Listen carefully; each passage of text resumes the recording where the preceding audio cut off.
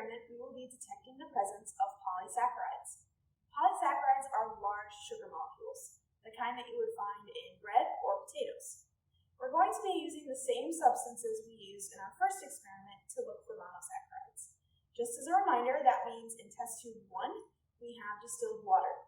Distilled water is our negative control, so we don't expect to see any changes here.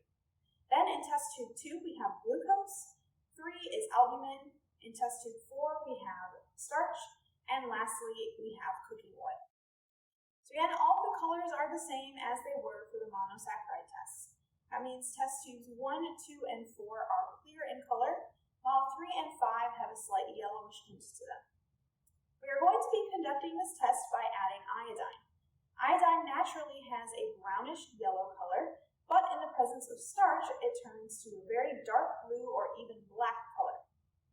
So we will simply add a few drops to each test tube, and if the color changes, we will know that there is polysaccharides present. So let's go ahead and add a couple drops now.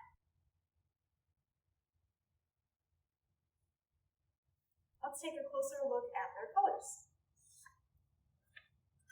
So in test tube number 1, again, this was our negative control. We did not expect to see color change, and we did not. This is just the brownish yellow color of the iodine.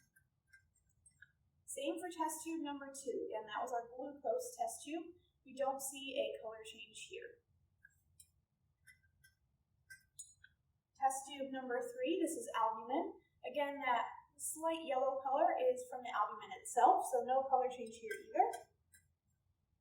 Test tube number 4, we do see a very stark color change.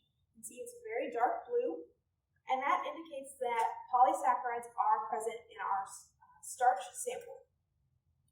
And then lastly, our cooking oil, again, that color is just from the iodine itself, no color change there, so we do not have any polysaccharides present.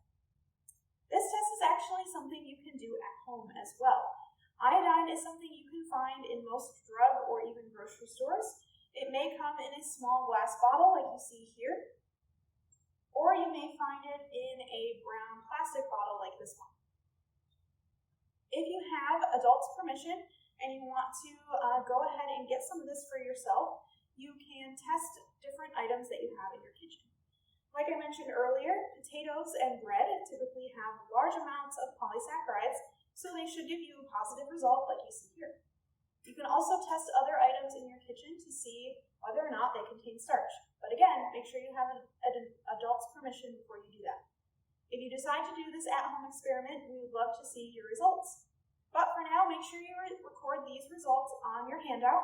Again, you want the color before and after the